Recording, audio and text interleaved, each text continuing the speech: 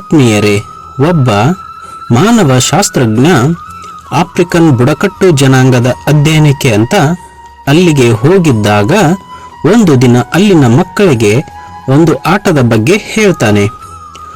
ಅವನು ಒಂದು ದೊಡ್ಡ ಮರವೊಂದರ ಬುಡದ ಹತ್ತಿರ ಒಂದು ದೊಡ್ಡ ಬುಟ್ಟಿಯಲ್ಲಿ ರುಚಿಕರವಾದ ಹಣ್ಣುಗಳನ್ನು ಇಟ್ಟು ಮಕ್ಕಳಿಗೆ, ನಿಮ್ಮಲ್ಲಿ ಯಾರು ಮೊದಲು ಮರದ ಬುಡದಲ್ಲಿರೋ ಬುಟ್ಟಿ ಮುಟ್ತಾರೋ ಅವರಿಗೆ ಆ ಬುಟ್ಟಿ ಸಮೇತ ಅದರಲ್ಲಿರೋ ಎಲ್ಲ ಹಣ್ಣುಗಳು ಅಂತ ಹೇಳಿ ಓಟದ ಸ್ಪರ್ಧೆಗೆ ಚಾಲನೆ ನೀಡ್ತಾನೆ. ಆಗ ಆ ಮಕ್ಕಳು ಎಲ್ಲರೂ ಒಟ್ಟಿಗೆ ಒಬ್ಬರ ಕೈ ಇನ್ನೊಬ್ಬರು ಹಿಡ್ಕೊಂಡು ನಡೀತಾ ಎಲ್ಲರೂ ಒಟ್ಟಿಗೆ ಜೊತೆಯಾಗಿ ಮರದ ಹತ್ತಿರ ಹೋಗಿ ಹಣ್ಣಿನ ಬುಟ್ಟಿ ಮುಟ್ತಾರೆ. ಆಮೇಲೆ ಎಲ್ಲರೂ ಸಹ ಆ ಹಣ್ಣುಗಳನ್ನು ಸರಿಸಮಾನವಾಗಿ ಹಂಚಿಕೊಳ್ತಾರೆ. ಇದನ್ನ ನೋಡಿದ ಆ ಮಾನವ ಶಾಸ್ತ್ರಜ್ಞ ಆಶ್ಚರ್ಯ ಪಡ್ತಾನೆ.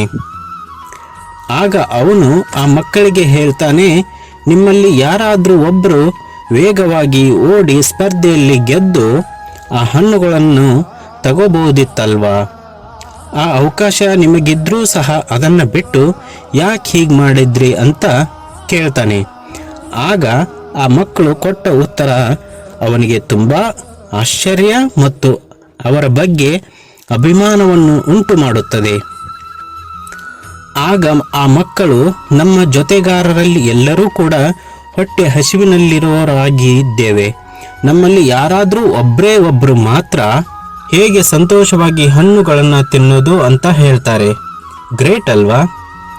ಏನ್ ಗೊತ್ತಾ, ಆಫ್ರಿಕಾದ ಆ ಬುಡಕಟ್ಟು ಜನಾಂಗದ ನಾಗರಿಕತೆಯಲ್ಲಿ ಇವತ್ತಿಗೂ ಸಹ ಉಂಬುಟ್ಟು ಅನ್ನೋ ಮಾತಿದೆ. ಅದರರ್ಥ ನಾನು ಇರುವುದು ನಾವುಗಳಿಂದ ಅಂತ ಅರ್ಥ. ಈ ಜಗತ್ತಿನಲ್ಲಿ ತಮ್ಮನ್ನು ತಾವು ತುಂಬಾ ಸುಸಂಸ್ಕೃತ ಸಮಾಜ ಅಂತ ತಿಳಿದಿರೋ ಇಂದಿನ ಬಹಳಷ್ಟು ದೇಶಗಳ ಸಮಾಜಗಳಲ್ಲಿ ಇಂದು ಮರೆಯಾಗುತ್ತಿರೋ ಸಂತೋಷದ ರಹಸ್ಯ ಈ ಓದು ಬರಹ ಬರದೇ ಇರೋ ಆಫ್ರಿಕಾದ ಬುಡಕಟ್ಟು ಜನರಿಗೆ ತುಂಬಾ ಚೆನ್ನಾಗಿ ತಿಳಿದಿದೆ. ಅದಕ್ಕೆ ಅವರು ತಮಗೆ ಯಾವುದೇ ಮೂಲ ಸೌಕರ್ಯಗಳು ಇಲ್ಲದೆ ಹೋದ್ರೂ ಕೂಡ ದಟ್ಟವಾದ ಕಾಡುಗಳಲ್ಲಿ ಇವತ್ತಿಗೂ ಸಹ ಆರೋಗ್ಯವಾಗಿ ನೆಮ್ಮದಿಯಾಗಿ ಜೀವನ ಸಾಗಿಸ್ತಾ ಇದ್ದಾರೆ.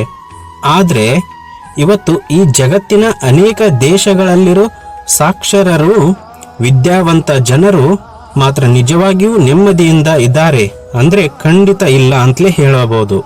ಹಂಚಿ ತಿಂದ್ರೆ ಹೊಟ್ಟೆ ತುಂಬದೇ ಇರಬಹುದು, ಆದ್ರೆ ಖಂಡಿತ ಮನಸ್ಸು ತುಂಬುತ್ತೆ ಅಲ್ವಾ? ಯಾಕೆಂದ್ರೆ ಇಂದಿನ ನಾಗರಿಕ ಜನಾಂಗ ಆರೋಗ್ಯ ಹಾಗೂ ನೆಮ್ಮದಿಯನ್ನು ಬಿಟ್ಟು ಬೇರೆ ಎಲ್ಲವನ್ನು ಸಂಪಾದಿಸೋಕೆ ಹೊರಟಿದೆ.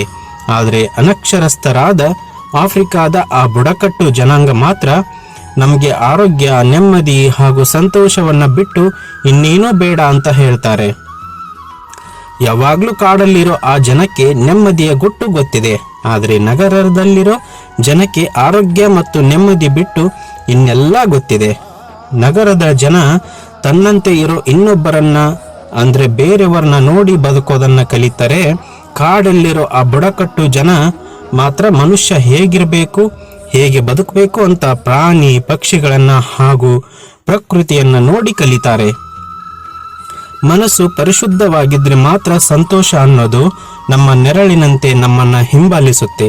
4 ಗೋಡೆಗಳ ಮಧ್ಯೆ ಇದ್ರೆ ಎಂಥವರಿಗೂ ಸಹ ನಾನು ಒಂಟಿ ಅಂತ ಅನಿಸುತ್ತೆ. ಅದಕ್ಕೆ ಪ್ರಕೃತಿಯ ಮಡಿಲಲ್ಲಿ ಇದ್ರೆ ಇಡೀ ಜಗತ್ತೇ ನಮ್ಮ ಜೊತೆ ಇದ್ದ ಹಾಗೆ ಅನಿಸುತ್ತೆ. ಅದಕ್ಕೆ ಅವರು ಹಾಗೆ, ನಾವು ಹೀಗೆ. ಧನ್ಯವಾದಗಳು.